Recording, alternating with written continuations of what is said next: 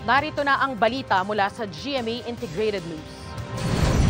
Isinailalim sa state of calamity ang Davao del Norte kasunod ng malawakang pagbaha roon. Ayon sa Davao del Norte PDRMO, ito ay para mapabilis ang paghatid ng tulong sa mga apektadong pamilya na aabot na sa mahigit 58,000. Tinatayang aabot naman sa 39 na milyong piso ang naitalang pinsala sa agrikultura.